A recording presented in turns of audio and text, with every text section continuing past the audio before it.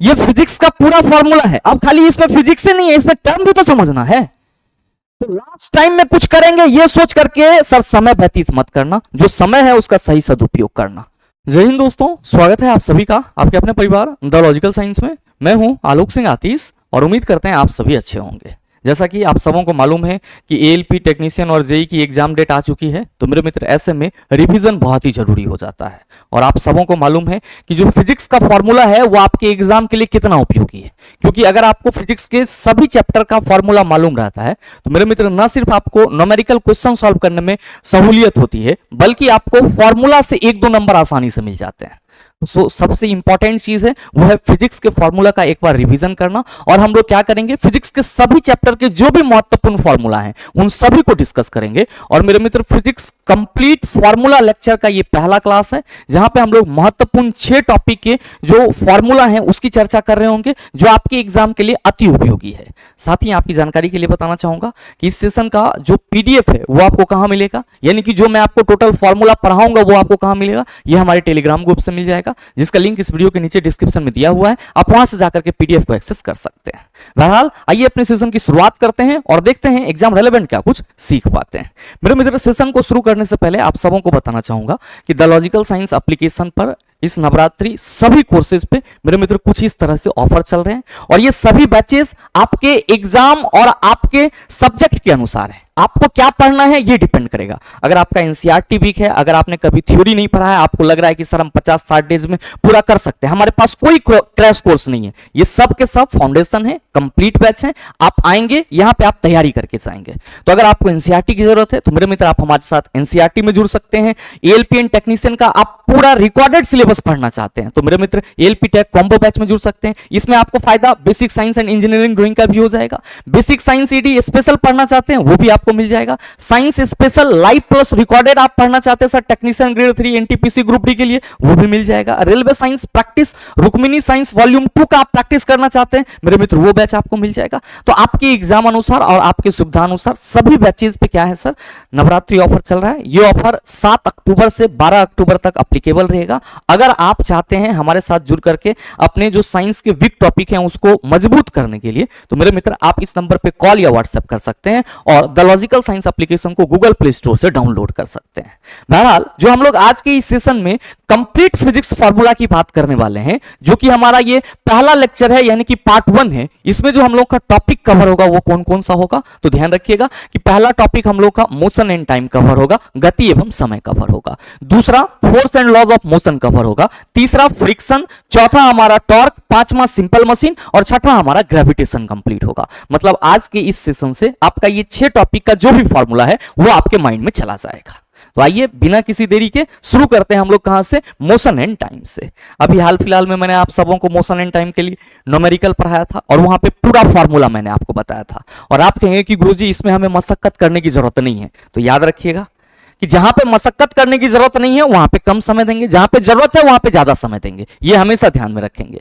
तो भाई मेरे, आप मोशन एंड टाइम में स्पीड इक्वल टू क्या कहते हो गुरुजी, दूरी बटा समय होता है, डिस्टेंस बटा टाइम होता है। और यहीं से आप 3 फॉर्मूला निकाल सकते हो। क्या कि आप कहोगे कि गुरुजी डी इक्वल टू हम लोग एस इंटू टी कह सकते हैं, और अगर हम लोग बात करेंगे किसकी, टी की, तो हम सभी कहेंगे डी बटा एस कह सकते हैं। अब ध्यान दीजिएगा कि ये जो वेलोसिटी है ये क्या है सर, वेग है, और वेग का मतलब क्या होता है, विस्थापन बटा समय। अच्छा, दूरी विस्थापन सब समझ रहा है चला, कि किसी भी रास्ते का, किसी भी मार्ग का कुल लंबाई दूरी और किसी भी मार्ग का जो 2 बिंदु के बीच एक सूक्ष्म दूरी होगा वो विस्थापन होगा।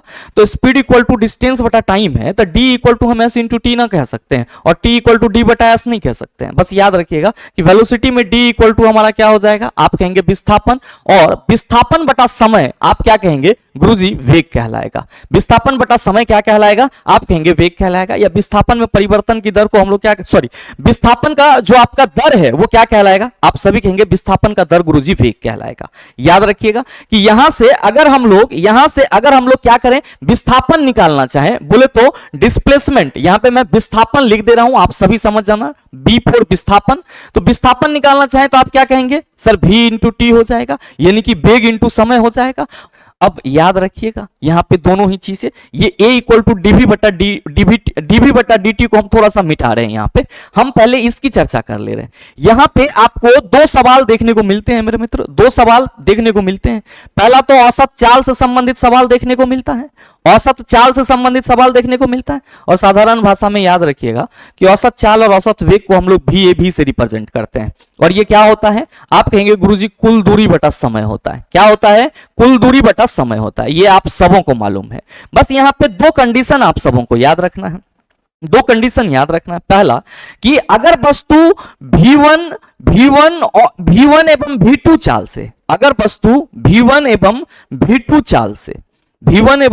चाल से समान दूरी कवर करे, V1 एवं V2 चाल से समान दूरी कवर करे, तो समान दूरी तय करे, तो आपको यह ध्यान में रखना होगा कि VAB औसत चाल क्या होगा। तो सर चालों का हरात्मक माध्य 2V1 इंटू V2 बटा V1 प्लस V2। तो ये एक कंडीशन औसत चाल के लिए याद रखिएगा। डिट्टो आपके एग्जाम में सवाल आ जाएगा सर, और आता है। अब दूसरा जो कंडीशन है वो आप सभी ध्यान में रखेंगे, दूसरा कंडीशन आप सभी ध्यान में रखेंगे कि जब वस्तु क्या हो सर, भिन्न भिन्न चाल से, या सिंपल समझ लो V1 एवं V चाल से, V1 एवं V2 चाल से, V1 एवं V2 चाल से समान समय तक चले, समान समय तक चले, तो आप सभी ये ध्यान में रखेंगे समान समय तक चले, तो जो हमारा औसत चाल होगा, जो हमारा औसत चाल होगा VAB, वो क्या हो जाएगा, आप कहेंगे V1 बटा V2 बटा 2 हो जाएगा। ये दो कंडीशन औसत चाल के लिए चला याद रखना बहुत ही जरूरी है कि सर औसत चाल तो ऐसे हम इसको S टोटल बटा T कह सकते हैं, बहुत ही आसान है। लेकिन जब V1 और V2 चाल से समान दूरी कवर किया जाए तो औसत चाल VAB जो है वो 2V1 इंटू V2 बटा V1 प्लस V2 के बराबर होगी। जब वस्तु V1 और V2 चाल से समान समय तक चले, तो जो हमारा औसत चाल होगा वो V1 प्लस V2 बटा 2 होगा। अब आप कहेंगे गुरुजी इस पे हम औसत चाल तो समझ गए हैं, औसत वेग कैसे निकालेंगे, तो ध्यान दीजिएगा ये इक्वेशन ऑफ मोशन हम यहां से हटा देते हैं, एक पेज और हम लोग ऐड कर लेंगे। अगर हम लोग बात करेंगे चला किसकी, अगर हम लोग बात करेंगे औसत वेग की, तो आप सभी को ये ध्यान में रखना होगा कि इसको भी VAB से ही रिप्रेजेंट करेंगे। और ये क्या होगा, कुल विस्थापन बटा समय। और याद रखेंगे ये तो औसत वेग के लिए आपका एक जब विस्थापन और समय है तब। लेकिन अगर हमसे सवाल ये पूछा जाए कि एक समान त्वरित गति के लिए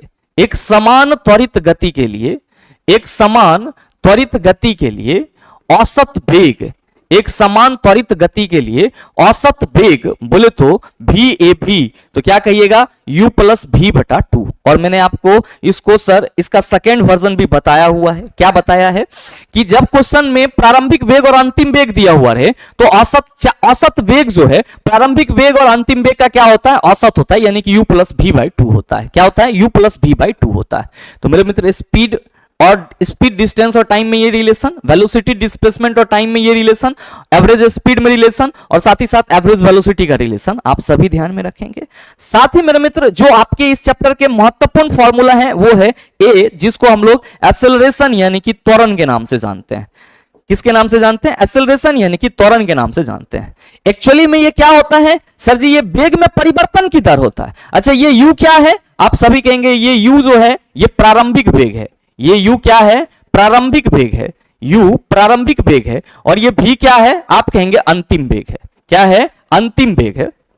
तो याद रखिएगा कि अंतिम वेग में से अगर प्रारंभिक वेग को घटाएंगे तो वेग में परिवर्तन दिखाई पड़ेगा हमको, और हम क्या कहेंगे कि गुरुजी V माइनस U बटा T जो है वो त्वरण कहलाता है, यानी कि A equal to V minus U by T होता है। और मेरे मित्र चूंकि V माइनस U वेग में परिवर्तन को बता रहा है तो हम लोग इसको dV बटा क्या कहते हैं, dt कहते हैं। तो एक्सेलरेशन के लिए फॉर्मूला भी याद रखिएगा।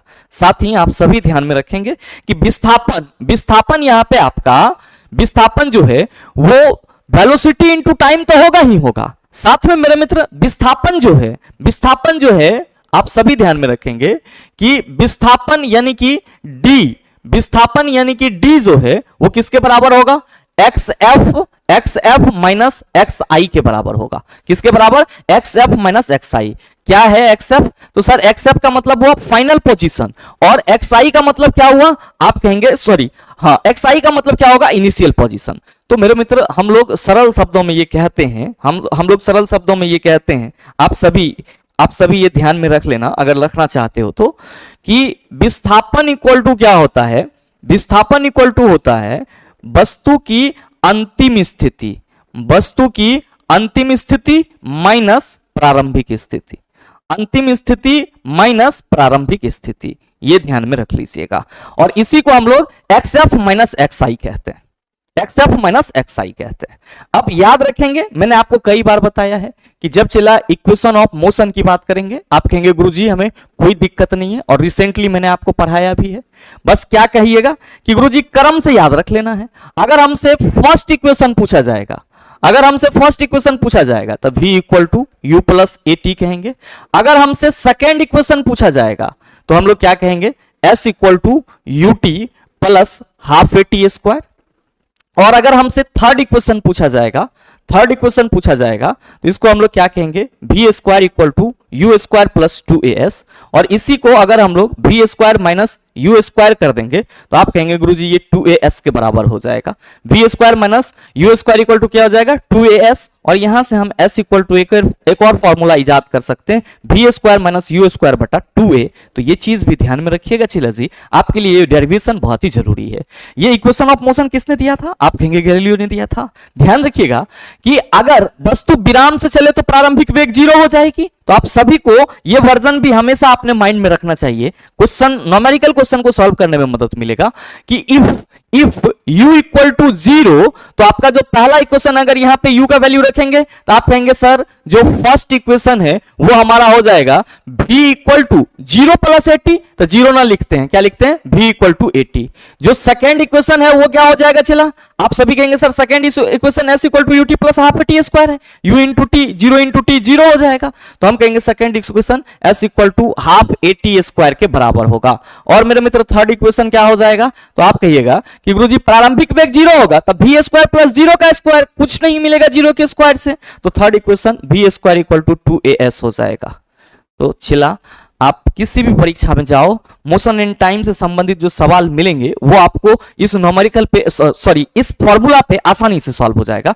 और बहुत सारी चीजें तो आप इसी फॉर्मूला से कैलकुलेट कर सकते हो। याद रखिएगा कि अब डिस्टेंस का यूनिट क्या होता है? आप कहेंगे मीटर, टाइम का सेकंड, तो स्पीड का मीटर पर सेकंड, ये कोई बताने वाली बात है? एक्सेलरेशन का तो याद रखेंगे dv बटा dt होता है, तो मीटर पर सेकंड, यहाँ पे सेकंड है तो ये क्या हो जाएगा? मीटर बटा सेकंड इंटू सेकंड। तो बस ये याद रख लीजिएगा कि त्वरण का जो यूनिट होगा वो क्या होगा? आप कहेंगे मीटर पर सेकंड स्क्वायर होगा। त्वरण का यूनिट मीटर पर सेकंड स्क्वायर, बाद बाकी चाल और वेग आप कहेंगे मीटर पर सेकंड, विस्थापन मीटर। और मेरे मित्र यहां पे u प्रारंभिक वेग है, v अंतिम वेग है, t हमारा समय है, a एक्सेलरेशन है। बाद बाकी का तो सर आपके पास कहानी है ये। अब नेक्स्ट जो सर्कुलर मोशन वाला टॉपिक है मेरे मित्र, इससे संबंधित भी सवाल पूछे जाते हैं। याद रखिएगा कि ये जो ओमेगा है इसको हम लोग क्या कहते हैं? आप सभी याद रखेंगे, ओमेगा को हम लोग कोणीय वेग कहते हैं। क्या कहते हैं? कोणीय वेग कहते हैं। और कोणीय वेग इक्वल टू क्या होता है? तो थीटा बटा टी होता है, या मेरे मित्र इसको हम लोग कोणीय विस्थापन बटा समय कहते हैं, कोणीय विस्थापन बटा समय कहते हैं। और याद रखिएगा कि कोणीय विस्थापन को किससे रिप्रेजेंट किया जाता है? थीटा से। That's why we can say that the angular velocity is ratio of angular displacement and time theta by t. मेरे मित्र जो कोणीय विस्थापन है इसको हम लोग सिंपली कोण समझते हैं, और ये जो ओमेगा है यानी कि कोणीय वेग को जो हम लोग ओमेगा से रिप्रेजेंट करते हैं, याद रखिएगा ये क्या है? ओमेगा है। और ये किसका यूनिट, इसका यूनिट क्या होगा? तो सर कोण का यूनिट रेडियन, और टाइम है नीचे, तो ओमेगा का ऐसा यूनिट यानी कि कोणीय वेग का ऐसा यूनिट क्या होगा? आप सभी कहेंगे गुरुजी रेडियन पर सेकंड होगा, रेडियन पर सेकंड। अब जब कोणीय वेग पढ़ रहे हैं तो याद रखिएगा कोणीय त्वरण v स्क्वायर बटा r के बराबर होता है। v क्या है? तो आप सभी कहेंगे वेग, और r क्या है? तो आप सभी कहिएगा सर वृत्ताकार मार्ग की त्रिज्या, वृत्ताकार मार्ग की क्या है? त्रिज्या है। मेरे मित्र आप सबों को मालूम है कि अगर कोई वस्तु किसी वृत्ताकार मार्ग पर गमन करे तो आप सभी कहेंगे कि ये वृत्ताकार मार्ग पर अगर इस बिंदु से इस बिंदु तक आता है, यहां से यहां तक आने में ये कुछ ना कुछ समय लेगा, और जब समय लेगा तो सर यहां पे कुछ ना कुछ एंगल फॉर्म होगा, और इसी को हम लोग क्या कहते हैं? सर जी थीटा कहते हैं। और ये थीटा जो है वो चाप बटा त्रिज्या के बराबर होता है। थीटा जो है वो किसके बराबर होता है, चाप बटा त्रिज्या के बराबर। तो यहां पे प्रति सेकंड किसी व्यक्ति के द्वारा जो सर एंगल बनाया जा रहा है वो कोणीय विस्थापन है। और मेरे मित्र इसीलिए कोणीय वेग इक्वल टू हम लोग क्या कहते हैं, कोणीय विस्थापन बटा समय, क्योंकि उसको करने में कुछ ना कुछ समय तो जरूर लगेगा। याद रखिएगा कि भी जो भी है इसको हम लोग रैखिक वेग बोलते हैं। क्या बोलते हैं, रैखिक वेग, लीनियर वेलोसिटी। मतलब जब कोई वस्तु या व्यक्ति किसी सीधी रेखा पर चल रहा होता है। और ये जो ओमेगा है ये क्या है, आप सभी कहेंगे गुरुजी ये कोणीय वेग है। क्या है, कोणीय वेग है। और मेरे भाई ये आर क्या है, आप सभी कहेंगे त्रिज्या। तो याद रखिएगा आपके एग्जाम में ये सवाल पूछा जाता है, आपके एग्जाम में ये सवाल पूछा जाता है। क्या पूछा जाता है कि कोणीय वेग एवं रैखिक वेग में संबंध, कोणीय वेग एवं रैखिक वेग में संबंध, कोणीय वेग एवं रैखिक वेग में संबंध। तो आप सभी क्या कहेंगे कि गुरुजी कोणीय वेग और रैखिक वेग में संबंध ये होगा कि रैखिक वेग जो है यानी कि जो हमारा लीनियर वेलोसिटी है वो किसके बराबर होगा, आप कहेंगे कोणीय वेग ओमेगा इंटू आर कहते हैं, तो कोणीय वेग इंटू त्रिज्या के बराबर होगा, कोणीय वेग इंटू त्रिज्या के बराबर होगा। ये चीज आप सभी ध्यान में रख लेना। अब मेरे मित्र याद रखेंगे एक समान वृत्तीय गति के लिए, अब एक समान वृत्तीय गति का मतलब क्या हुआ, तो मान लो कि चला ये आपका कोई एक सर्कुलर पथ है और इसका ये रेडियस है। अब इस पे कोई व्यक्ति या कोई कण जो है वो क्या कर रहा है सर, चल रहा है, तो इसकी गति आप कहेंगे सर वृत्तीय मानी जाएगी। और जब ये चलेगा तो आप क्या कहिएगा कि गुरुजी इसका हर एक बिंदु पर वेग का जो डायरेक्शन है वो बदलते जाएगा। तो मेरे मित्र चूंकि यहां पे जो कोई भी इस पथ पर व्यक्ति या वस्तु चलेगी उसकी जो वेग होगी वो एक समान है, एक समान मानी जाए तो उसको हम लोग एक समान वृत्तीय गति कहते हैं। और चूंकि यहां पे वस्तु या व्यक्ति का जो वेग का डायरेक्शन है वो प्रत्येक बिंदु पर बदलते रहता है, तो मेरे मित्र वेग में परिवर्तन या तो उसके मैग्नीट्यूड में करो या फिर क्या सर उसका जो डायरेक्शन है उसमें करो, तो वेग में परिवर्तन दोनों जगह पे देखने को मिलेगा। इसीलिए हम लोग कहते हैं कि एक समान वृत्तीय गति त्वरित गति का उदाहरण होता है। अब यहां पे सवाल पूछ लिया जाता है कि मान लीजिए कि ये भाई साहब जो है वो 40 मीटर पर सेकंड के वेग से गति कर रहे हैं, इस एक समान वृत्ताकार मार्ग पर ये 40 मीटर पर सेकंड के वेग से गतिमान है। तो पूछा जा रहा है कि इसका एक पूरा चक्कर लगाने में इस भाई साहब को कितना समय लग जाएगा, तो कैसे निकालिएगा। तो मेरे मित्र परेशान नहीं होना है। अगर ये व्यक्ति यहां से चला और सीधे यहां पे पहुंचेगा तो आप कहेंगे गुरुजी इसका जो परिधि है उसके बराबर इन्होंने दूरी तय की। और वृत्त की जो परिधि होती है, वृत्त की जो परिधि होती है वो कितनी होती है, आप सभी कहेंगे गुरुजी परिधि जो है वो 2 पाई आर होती है। कितनी होती है, 2 पाई आर होती है। अब मेरे मित्र इस 2 पाई आर को कवर करने में कुछ ना कुछ समय लगा होगा, चाहे वो 40 मीटर पर सेकंड के वेग से ही चले हो। तो आप सभी क्या कहिएगा कि गुरुजी इसके द्वारा टोटल दूरी परिधि के बराबर कवर की जाएगी, टोटल विस्थापन परिधि के बराबर कवर की जाएगी। यहां तो विस्थापन नहीं कह सकते क्योंकि वस्तु एक चक्कर लगाएगा तब प्रारंभिक से अंतिम बिंदु पे आएगा, विस्थापन 0 हो जाएगा। तो टोटल दूरी आप कहेंगे परिधि के बराबर होगा। तो v इक्वल टू क्या हो जाएगा, आप कहेंगे दूरी बटा समय। तब यहां क्या होगा, दूरी परिधि, तो हम लिख दें चला परिधि बटा समय, कोई दिक्कत, परिधि बटा समय। न फरी आएगा तो 2 पाई आर बटा टी लिख लेना, अब भी कोई दिक्कत होगा। चला अब ध्यान देना कि अगर हम टी निकाले यहां से चला तो क्या कहोगे कि गुरुजी ये हो जाएगा 2 पाई आर बटा भी।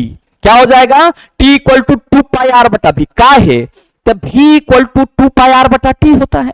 तो अगर हम लोग यहां से क्रॉस मल्टीप्लीकेशन करें तो 2 pi r equal to v t होगा और t equal to 2 pi r बटा भी हो जाएगा। तो ये दोनों चीज आप याद रखिएगा एक समान वृत्तीय गति के लिए, इससे संबंधित क्वेश्चन आपके एग्जाम में देखने को मिलते हैं।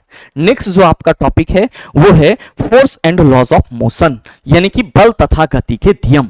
मेरे मित्र सिंपल सा बात है कि बल वह भौतिक कारक है जो किसी वस्तु में लगकर क्या करता है, उसमें त्वरण उत्पन्न करता है या उसके अवस्था में परिवर्तन लाने की कोशिश करता है। तो मेरे मित्र फोर्स के लिए फॉर्मूला आप सभी कहेंगे ma, और एक्सेलरेशन अभी जस्ट देखा है v minus you by T होता है। तो आप सभी कहेंगे कि गुरुजी दूसरा फॉर्मूला जो है वो f equal to m into v minus u बटा टी भी होगा। तो ये दोनों फॉर्मूला आपका यहां से निकल गया। अब यहां पे चूंकि हम f इक्वल टू ma कह रहे हैं, क्या कह रहे हैं, f इक्वल टू ma, तो यहां से 2 फॉर्मूला निकल सकता है। m इक्वल टू क्या, आप कहेंगे f बटा a इक्वल टू क्या, तो आप सभी कहेंगे f बटा m। तो ये चीज भी याद रखिएगा आपके लिए सर जरूरी है। अब p सर संवेग को p से रिप्रेजेंट करते हैं और याद रखिएगा ये क्या होगा, तो आप सभी कहेंगे कि गुरुजी संवेग जो होता है वो वस्तु के द्रव्यमान यानी कि m, यहां पे m जो है वो क्या है, आप सभी कहेंगे द्रव्यमान, तो वस्तु के द्रव्यमान और साथ ही साथ वेग, इसको वेग को हम लोग किससे रिप्रेजेंट करेंगे, v से। तो सर p इक्वल टू क्या होता है, mv होता है, p इक्वल टू क्या होता है, mv होता है। अच्छा याद रखिएगा कि ये जो हम लोग force equal to m into v minus u बटा टी कह रहे हैं, v माइनस यू बटा टी कह रहे हैं, तो ये v माइनस यू बटा टी संवेग में परिवर्तन की दर को बता रहा है, ये चीज ध्यान में रखना होगा। अब it क्या है सर जी, ये आवेग है, और आवेग किसके बराबर होता है, तो आप कहेंगे गुरुजी ये बल इंटू समय के बराबर होता है, फोर्स इंटू टाइम के बराबर होता है। मतलब क्या हुआ कि किसी चीज पे आप बल लगा रहे हो, और जो बल आप जितने समय के लिए बल लगा रहे हो, तो बल का परिमाण और समय का गुणनफल क्या होगा, आप कहेंगे गुरुजी आवेग कहलाएगा, यानी कि इंपल्स कहलाएगा। इसको क्या पढ़ते हैं हम लोग, इंपल्स पढ़ते हैं, और इसको हम लोग क्या पढ़ते हैं, मोमेंटम पढ़ते हैं। ध्यान देंगे कि संवेग संरक्षण सिद्धांत क्या कहता है कि टक्कर से पहले और टक्कर के बाद का जो कुल संवेग होता है वो संरक्षित रहता है, यानी कि m1 into u1 plus m2 into u2 equal to क्या होता है, m1 into v1 plus m2 into v2 होता है। तो ये चीज आप सभी ध्यान में रख लीजिएगा। संवेग ये m1 इंटू u1 क्या है, प्रारंभिक संवेग, पहली वस्तु का प्रारंभिक संवेग, m2 इंटू u2 दूसरी वस्तु का प्रारंभिक संवेग, m1 इंटू v1 आप कहेंगे पहली वस्तु का अंतिम संवेग, और सर जो आपका m2 v2 है आप कहेंगे सर m1 इंटू v1 पहली वस्तु का अंतिम संवेग, और m2 v2 दूसरी वस्तु का अंतिम संवेग। मेरे मित्र ध्यान देंगे कि संवेग इक्वल टू तो m भी हम लोग कह रहे हैं, फोर्स इक्वल टू आवेग equal to force into time कह रहे हैं। तो आपके एग्जाम में सवाल प्रतिघाती वेग से भी पूछा जाता है, जो कि जस्ट लाइक संवेग संरक्षण सिद्धांत से ही आता है। प्रतिघाती वेग को कैपिटल V से रिप्रेजेंट करते हैं, और फॉर्मूला माइनस mv बटा m होता है। याद रखिएगा कि प्रतिघाती वेग जनरली जब बंदूक से गोली फायर होती है उस वक्त जो बंदूक पीछे की ओर आता है उसी के वेग को प्रतिघाती वेग कहते हैं। और m जो है वो गोली का द्रव्यमान है, m किसका द्रव्यमान है, गोली का द्रव्यमान, v जो है वो गोली का वेग है, चला v क्या है, गोली का वेग, और जो कैपिटल M है ये क्या है, बंदूक का द्रव्यमान है। याद रख लीजिएगा ये चीज, बंदूक का द्रव्यमान है, ये चीज याद रख लीजिएगा। अब नेक्स्ट मेरे मित्र है घर्षण बल। याद रखेंगे कि ये किसी भी वस्तु के गति का विरोध करता है। फॉर्मूला क्या लिखते हैं, तो sir F equal to mu into n, ये n क्या है हमारा, अभिलंब बल यानी कि नॉर्मल फोर्स है। और चिला जी आपको ये ध्यान में रखना होगा यहीं से कि चूंकि घर्षण बल इक्वल टू हम लोग क्या कह रहे हैं, म्यू इंटू एन, तो ये म्यू क्या है, आप सभी याद रखेंगे घर्षण गुणांक। म्यू क्या है, आप कहेंगे घर्षण गुणांक, और n क्या है, तो आप सभी कहेंगे नॉर्मल फोर्स यानी कि अभिलंब बल, नॉर्मल फोर्स यानी कि अभिलंब बल। ठीक है, अभिकेंद्रीय बल की बात करेंगे तो याद रखिएगा इसको भी F से ही रिप्रेजेंट करते हैं, और फॉर्मूला क्या होता है, mv स्क्वायर बटा आर। अपकेंद्रीय बल तो जस्ट डायरेक्शन उल्टा ले लेते हैं और क्या कहते हैं, माइनस mv स्क्वायर बटा आर हो सकता है। साथ ही मेरे मित्र याद रखिएगा, आप सभी याद रखेंगे यहां पे एक और महत्वपूर्ण चीज, ये वाला जो फॉर्मूला है ये तो बेसिक है ही है। अब इसके इतर जो आपको इस चैप्टर में याद रखने चला वो ये आप सभी को ध्यान में रखना होगा कि रिजल्टेंट फोर्स की बात अगर करेंगे हम लोग, परिणामी बल की बात करेंगे, किसकी बात करेंगे, परिणामी बल की बात करेंगे, तो आप क्या कहिएगा कि परिणामी बल Fr इक्वल टू क्या हो जाएगा, अगर बल समान दिशा में लग रहा है तो F1 into F2 plus F3 plus F4 जितना भी है वो सब, बल की दिशा समान हो, बल की दिशा क्या हो चला, समान हो, बल की दिशा समान हो, तब हम लोग जो Fr कहेंगे वो क्या कहेंगे, F1 plus F2 plus F3 plus F4। अब मेरे मित्र ये याद रखिएगा आप सभी कि जब दो बल एक दूसरे के लंबवत हो, जब दो बल एक दूसरे के लंबवत हो, एक दूसरे के लंबवत परपेंडिकुलर सर, तो एक दूसरे के लंबवत हो, तो आपका जो आपका Fr होगा, परिणामी बल होगा, वो root under F1 square plus F2 square होगा। और ध्यान में रखेंगे कि जब दो बल किसी कोण से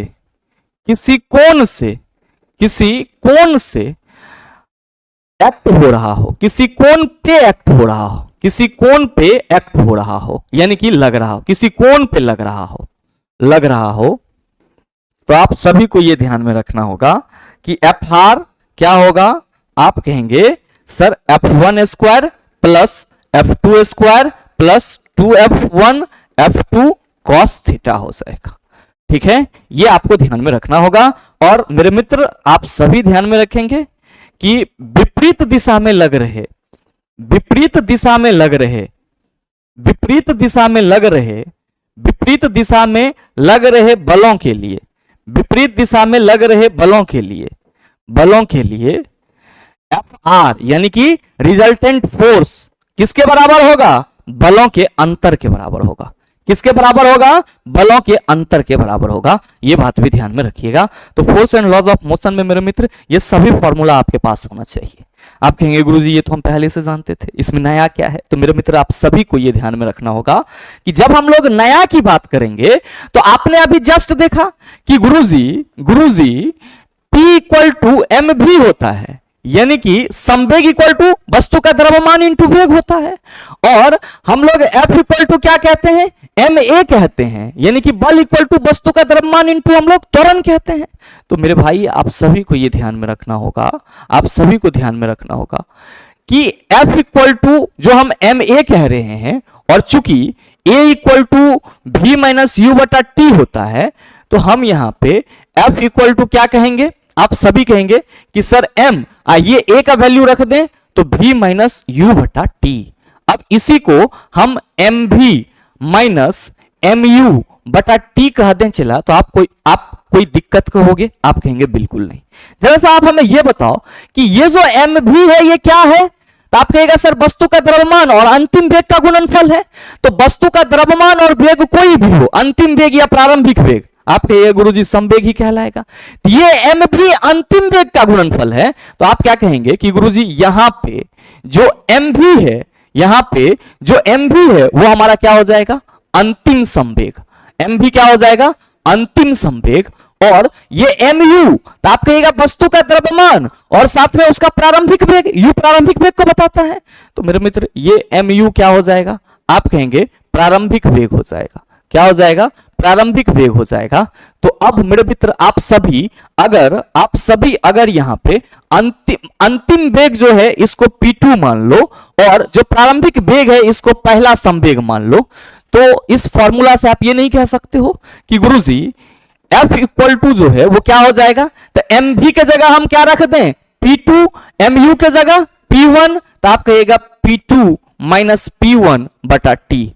P2 माइनस P1 इसको क्या कहेंगे? आप कहिएगा गुरुजी संवेग में परिवर्तन कहेंगे। क्या कहेंगे? संवेग में परिवर्तन कहेंगे। तो क्या हम इसको डेल P लिख सकते हैं? आप कहिएगा बिल्कुल लिख सकते हैं। डेल P बटा T लिख सकते हैं? बिल्कुल लिख सकते हैं। तो क्या चला, अगर हम यहां से फोर्स के लिए एक फॉर्मूला निकालें, तो क्या कहिएगा कि गुरुजी डेल P बटा टी ये भी होगा। और ये डेल P क्या है? आपके ये संवेग में परिवर्तन बटा समय से डिवाइड है। तो आप क्या कहेंगे? आप सभी कहेंगे अतः, क्या कहिएगा? अतः संवेग में परिवर्तन की दर, संवेग में परिवर्तन की दर बल कहलाता है। संवेग में परिवर्तन की दर बल कहलाता है। मेरे मित्र इसमें क्या कोई दिक्कत है? आप कहेंगे बिल्कुल नहीं। अब ध्यान देंगे चला यहां पे कि हम सभी कह रहे हैं कि गुरुजी चूंकि F जो है ये किसके बराबर होगा? P2 माइनस P1 बटा T के बराबर होगा। अब अगर हम इसको क्रॉस मल्टीप्लीकेशन करें तो FT इक्वल टू क्या हो जाएगा? P2 minus P1। चला ये P2 माइनस P1 क्या है? तो आप कहिएगा गुरुजी संवेग में परिवर्तन न है। ये क्या है? संवेग में परिवर्तन। और चला ये बताओ कि Ft अभी किसका फॉर्मूला देखे हो? तो आप सभी कहेंगे कि गुरुजी आवेग का देखे हैं। तो आवेग इक्वल टू क्या होता है? याद रखिएगा संवेग में परिवर्तन। तो आपके एग्जाम में सवाल पूछा जाता है कि संवेग में परिवर्तन, तो आप सभी कहेंगे आवेग। संवेग में परिवर्तन तो क्या कहिएगा? आवेग। और संवेग में परिवर्तन की दर तो आप सभी क्या कहेंगे? गुरुजी बल होगा। नेक्स्ट मेरे मित्र जो चैप्टर है वो है सिंपल मशीन, सरल मशीन। यहां से भी एक दो सवाल देखने को मिल जाते हैं, जैसे कि बल आघूर्ण का कभी कभार फॉर्मूला पूछ लिया जाता है। तो आप सभी क्या कहिएगा कि गुरुजी बल इनटू बल इंटू बल बाहुभुजा होगा। क्या होगा? बल इंटू बल बाहुभुजा होगा। ठीक है, अब ये इसको हम लोग फोर्स इंटू फोर्स आर्म भी कह सकते हैं, फोर्स इंटू फोर्स आर्म भी कह सकते हैं। ये चीज ध्यान में रखिएगा, फोर्स आर्म भी कह सकते हैं, ध्यान में रखिएगा। अब मेरे मित्र मशीन की दक्षता है, तो याद रखिएगा कि मशीन की दक्षता किसके बराबर होती है? आउटपुट बटा इनपुट गुना 100 के बराबर होती है। आउटपुट बटा इनपुट गुना 100 के बराबर होती है। उत्तोलक सिद्धांत क्या कहता है? आप सभी ध्यान में रखेंगे कि आयास इंटू आयास भुजा किसके बराबर होता है? सर भार इंटू भार भुजा के बराबर होता है। भार इंटू भार भुजा के बराबर होता है।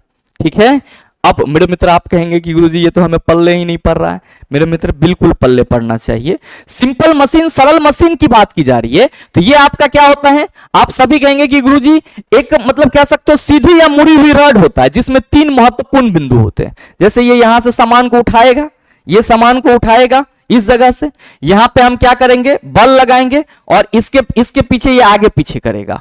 तो मेरे मित्र इस बिंदु को हम लोग एफ यानी कि आलंब बोलते हैं। इस बिंदु को हम लोग क्या बोलते हैं? आलंब। यहां पे हमारा प्रयास लगेगा और जो भार है यहां पे ये उठेगा, भार हमारा यहां पे उठेगा। तो ये भार है और यहां से यहां तक की भार भुजा, और कहेंगे ये प्रयास है, प्रयास को ही आयास बोला जाता है, तो आयास इंटू आयास भुजा। तो जो उत्तोलक का सिद्धांत है मेरे भाई, उत्तोलक का सिद्धांत ये क्या कहता है? आयास इंटू आयास भुजा इक्वल टू भार इंटू भार भुजा। क्या होता है? आयास इंटू आयास भुजा इक्वल टू भार इंटू भार भुजा। यांत्रिक लाभ मतलब मैकेनिकल एडवांटेज के लिए फॉर्मूला याद रखिएगा, लोड बटा एफर्ट होता है। लोड बटा एफर्ट होता है, यानी कि भार बटा प्रयास होता है, भार बटा प्रयास होता है। ये फॉर्मूला आप सभी ध्यान में रखना। नेक्स्ट मेरे मित्र, अगर हम लोग बात करेंगे ग्रेविटेशन की, तो आप सभी को मालूम है कि पहला फॉर्मूला तो गुरुत्वाकर्षण बल से पूछा जाएगा, F equal to G m1 into m2 बटा r square. F equal to G m1 into m2 बटा आर स्क्वायर। ये क्या है? गुरुत्वाकर्षण बल के लिए फॉर्मूला है। अब यहीं से, इसी फॉर्मूला से अगर हम लोग क्रॉस मल्टीप्लीकेशन करते हैं तो F r square equal to क्या ले आते हैं? जी m1 इंटू m2, और g इक्वल टू हम लोग क्या कहते हैं? एफ आर स्क्वायर बटा m1 इंटू m2 हो जाएगा। इसी को मेरे भाई गुरुत्वाकर्षण का नियतांक कहते हैं। याद रखिएगा, इसका मान किसी भी चीज पर नहीं निर्भर करता। पूरे ब्रह्मांड में क्या होता है? सर वैल्यू बराबर होता है। कितना होता है जी का value? 6.673 into 10 to the power -11 newton metre square पर केजी स्क्वायर। याद रखेंगे, जी का वैल्यू आप 3 अंकों तक याद करिएगा, क्योंकि आपके एग्जाम में 3 अंक तक पूछे जाते हैं। अब गुरुत्वीय त्वरण की बात करेंगे तो आप सभी ध्यान में रखेंगे कि सर ये जी एम ई बटा आर ई स्क्वायर होगा। गुरुत्वीय त्वरण क्या होगा हमारा? जी एम ई बटा आर ई स्क्वायर होगा। अच्छा, ये जो है गुरुत्वीय त्वरण वस्तु के द्रव्यमान से स्वतंत्र होता है, वस्तु के द्रव्यमान से स्वतंत्र होता है। ये आप सभी ध्यान में रखेंगे, वस्तु के द्रव्यमान से स्वतंत्र होता है, वस्तु के द्रव्यमान से स्वतंत्र होता है। और साथ ही मेरे भाई आप सबों को यह ध्यान में रखना होगा कि गुरुत्वीय त्वरण का मान सर परिवर्तित होता है जगह पे। गुरुत्वीय त्वरण का मान क्या होता है? परिवर्तित होता है। और साथ ही आपको यह भी ध्यान में रखना होगा कि गुरुत्वीय त्वरण का मान ध्रुवों पर मैक्सिमम होता है। आप ये याद रखेंगे जी के लिए कि गुरुत्वीय त्वरण का मान जीपी यानी कि ध्रुव पर गुरुत्वीय त्वरण का मान मैक्सिमम होगा। किससे? तो आप सभी याद रखेंगे जीई मतलब क्या? विषुवत रेखा इक्वेटर लाइन से, विषुवत रेखा यानी कि इक्वेटर लाइन से। ऊपर जाएंगे तो जी का मान घटेगा, नीचे आएंगे तो जी का मान घटेगा। ये हमेशा ध्यान में रखिएगा। जैसे कि अगर हम लोग बात करें एच ऊंचाई पर जाने पे, तो मान लीजिए ये आपका पृथ्वी है और यहाँ ये इसकी आर हो जाएगी, और इससे आप एच ऊंचाई पर जा रहे हैं तो ये इसकी त्रिज्या अगर है, तो आप ये ध्यान में रखिएगा कि ऊंचाई पर, एच ऊंचाई पर जो जी का वैल्यू होगा, एच ऊंचाई पर, ऊंचाई एच पर जो जी का वैल्यू होगा वो कितना होगा? तो sir G dash equal to हमारा जीएम तो सेम रहेगा, G dash equal to GM बटा ये क्या हो जाएगा? आप सभी ध्यान में रखेंगे कि जो त्रिज्या है और जो ऊंचाई है सर आर प्लस एच का स्क्वायर हो जाएगा। जी डैश इक्वल टू जीएम बटा आर प्लस एच का स्क्वायर। तो ये चीज भी ध्यान में रखिएगा कि ध्रुवों पर ज्यादा होता है, विषुवत रेखा पर कम होता है। अब गुरुत्व के अधीन अगर मुक्त ऊर्ध्वाधर गति हो रही है तो वस्तु या तो ऊपर जाएगी या फिर नीचे आएगी। अब मेरे मित्र अगर वस्तु ऊपर जा रही है, अगर वस्तु ऊपर जा रही है तो आप सभी ध्यान में रखिएगा कि पृथ्वी के गुरुत्व के विरुद्ध कार्य करना पड़ रहा होगा वस्तु को। तो ऊपर जा रही वस्तु के लिए जो गति का प्रथम समीकरण आपने लिखा था v equal to u plus a t, वो क्या होगा, सॉरी ऊपर जा रही है तो ये हो जाएगा v equal to u minus g t, और h इक्वल टू क्या हो जाएगा, आप सभी ध्यान में रखेंगे ut minus half g t square, और मेरे मित्र v स्क्वायर इक्वल टू क्या हो जाएगा, u स्क्वायर माइनस 2gh। कुछ नहीं बदला है, h ऊंचाई है, u प्रारंभिक वेग है, v अंतिम वेग होगा, g क्या है, आप कहेंगे गुरुत्वीय त्वरण है। कब सर, जब वस्तु ऊपर जा रही हो तो क्या होगा, गुरुत्वीय त्वरण ऋणात्मक, और जब मेरे मित्र वस्तु नीचे की ओर आ रही हो तब आप सभी ध्यान में रखेंगे कि v equal to u plus g t हो जाएगा, h equal to u t plus half g t square होगा, और v स्क्वायर इक्वल टू क्या हो जाएगा, u स्क्वायर प्लस 2gh हो जाएगा। ये ध्यान में रखेंगे। और यहां पे भी अगर प्रारंभिक वेग 0 है तो आप सभी कहेंगे v equal to minus g t, h equal to minus g t square, v square equal to minus 2gh हो जाएगा, और यहां पे v equal to g t, h equal to half g t square. याद रखिएगा अगर वस्तु नीचे गिर रही है तो गुरुत्वीय त्वरण का मान धनात्मक लेते हैं, इसीलिए ये फॉर्मूला होता है। ऊपर जा रहा है तो गुरुत्व के विरुद्ध काम करना होगा तो सर इसीलिए हम ऋणात्मक लेते हैं। मुझे नहीं लगता है कि आपको इसमें कोई दिक्कत होगा। आगे मेरे मित्र ध्यान में रखेंगे, इसी चीज में आपके एग्जाम के लिए बहुत ही उपयोगी है कि अगर आपके क्वेश्चन में प्रारंभिक वेग और गुरुत्वीय त्वरण की चर्चा किया हुआ है और पूछ दे कि उच्चतम बिंदु तक पहुंचने में लगा समय, तो आप सभी याद रखेंगे कि t इक्वल टू यू बटा जी हो जाएगा। u क्या है, आप कहेंगे प्रारंभिक वेग, g गुरुत्वीय त्वरण। महत्तम ऊंचाई की बात करी जाएगी, u स्क्वायर बटा 2g कहेंगे। अगर ऊपर जाकर नीचे आने में लगा कुल समय की बात करी जाएगी तो आप कहेंगे 2u बटा g। बस ये याद रखिएगा कि ऊपर जाने में लगा समय और नीचे आने में लगा समय क्या होता है, बराबर होता है। इसीलिए हम लोग कहते हैं कि जब कोई वस्तु को ऊपर की ओर फेंकते हैं और 10 सेकंड में नीचे आ जाता है तो 5 सेकंड सर ऊपर जाने में लगा और 5 सेकंड नीचे आने में लगा, तो ऊपर जाने में लगा समय और नीचे आने में लगा समय क्या होता है, बराबर होता है। नेक्स्ट आप सभी याद रखिएगा, आपके एग्जाम के लिए बहुत ही वीवीआई है चला क्या कि बल का गुरुत्वाकर्षणीय मात्रक किलोग्राम भार होता है, जिसको हम लोग केजी वेट से रिप्रेजेंट करते हैं, और 1 केजी वेट 9.8 न्यूटन के बराबर होता है। वस्तु का भार सर द्रव्यमान और गुरुत्वीय त्वरण के गुणनफल के बराबर होता है, और आप सबों को मालूम है कि sir g equal to G M E बटा आर ई स्क्वायर होता है। तो अगर हम लोग w की बात करें, इसीलिए अगर हम लोग w की बात करें और m रहने दे और ये g की जगह इस वैल्यू को रखें तो हम कहेंगे जी एम ई बटा आर ई स्क्वायर हो जाएगा।